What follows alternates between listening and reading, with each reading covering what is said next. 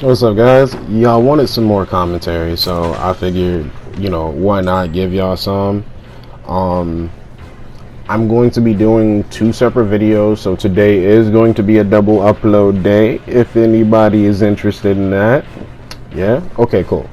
So, the first upload, which is this one that's coming, is going to basically talk about Huntress's map pressure and how important it is, how to go about it, what you're doing, what you're not doing, what you shouldn't do.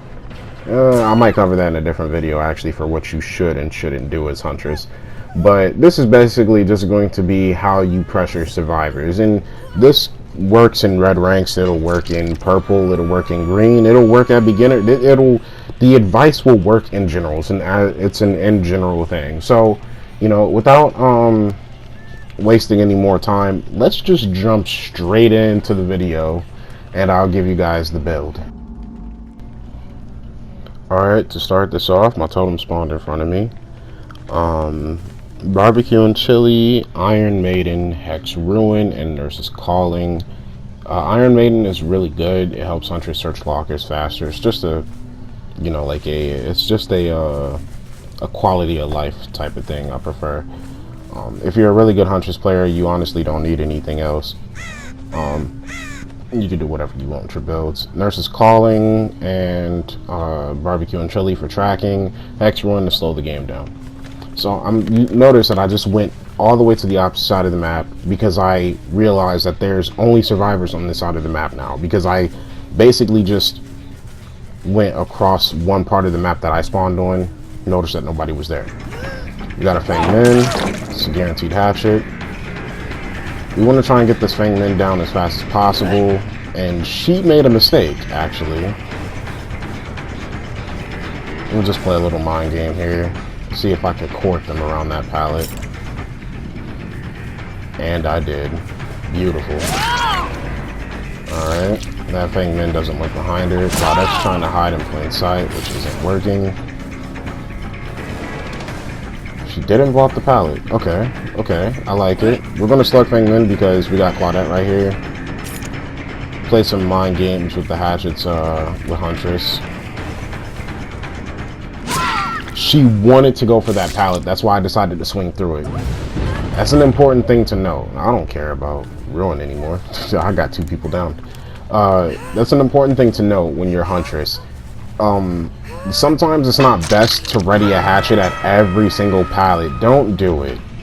If you see that a survivor is going for a hatchet and you're within lunge range, it's better to just get that R2 or that M1. This is PS4, so for PC it would be M1, I believe, and for PS4 it's R2. Guaranteed hatchet. There we go. You see what I'm doing is I'm switching targets a lot because I want that pressure. I want this pressure to keep on going. Like right now I'm snowballing. I got one down, one injured, another one injured. So everybody is injured. One person's on the hook. He just wasted his dead hard. I'm not going to entertain that chase. I don't want to lose my pressure. But Claudette is still over here. So let's try and get her down. Guaranteed hatchet right here. I think even if she had ducked, she still would have got hit by that. We're going to pick Claudette up and hook her. I don't want to end this game too early. Because I could have ended it right there by just going after David. I knew he was on the other side of the bus. Yeah. Alright. Let's see if we can get David down. Dead hard? Yeah, we got your dead hard back. Okay. Hatchet. You have to pick your moments where you want to throw a hatchet. Had I been earlier on throwing that hatchet, I probably would have got it. So we slugged David. We're gonna get Fang Min right here. I know I'm close to the hook, but again, I got pressure right now. One person on the hook, two people down, one person injured. This is going beautifully. I'm snowballing. And I want you guys to take note that this isn't only just pressure. I'm keeping them to one side of the map in particular. This is a hatchet. Let's go for David. I just want to chase David away a little bit. Yeah, there we go. give him some chase points. You know, I'm trying to be nice, but like I have a lot of points here where I could just end the game really early, and I don't want to. All right, so David's right there. She's right there. I wonder where's Feng Min at. That should have hit. Excuse me. Okay, there we go. All right, we're gonna kill one of these survivors off early. I'm gonna hook her right here. So they have no generators done, no generators even close to being finished, and one person's already dead. Like, and all three of them are injured. I'm snowballing. Like, this is a chase that I can entertain because I'm snowballing.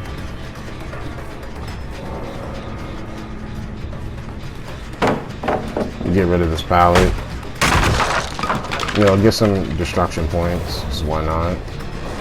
He's gonna dead hard into me. Yep, thank you. Shake my head at him because he already showed me that he had dead hard earlier, so it wasn't going to work again.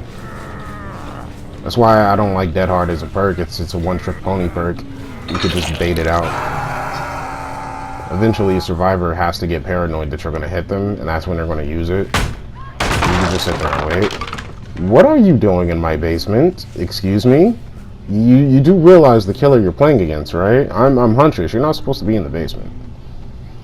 So anyway, the other two survivors are on this side of the map. So now Feng Min has to work, instead of healing, she has to work to go to the other side of the map. And Claudette also has to do the same thing. I think that's Feng Min that actually healed up. I thought she was down here. Feng Min must have got out the basement. Why did that miss? What the fuck? And I did not cancel that. Alright. I got this one this time. Yeah, there we go. There we go. Drop the pallet for me. I ready the hatchet to scare her away. So, right now, she's not looking behind her. Yeah. She wasn't looking behind her. You know, she just kept running. When you have survivors like that, especially if you're a Huntress player, take note. Survivors who don't look behind them and they just keep running, you have an advantage. Your hatchets are more than likely to hit. Even if you're bad at throwing hatchets, you can probably get one good hatchet in just because they're not looking behind them. Feng Min doesn't know I'm here. And Feng Min is giving up. Yeah, she's giving up. And that's the game.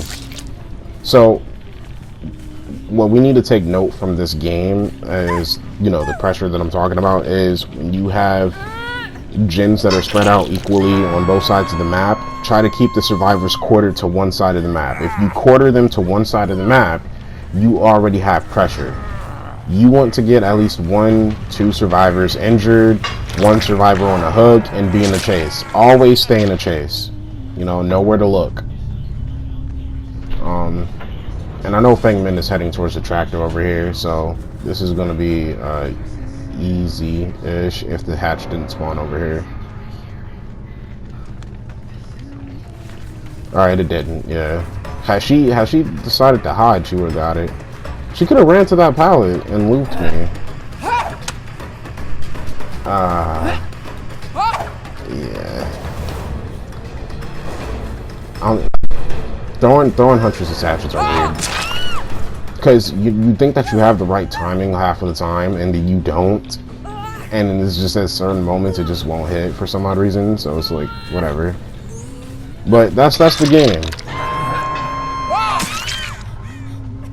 Yeah, I know I'm not going to make it to this generator, but I want to at least try.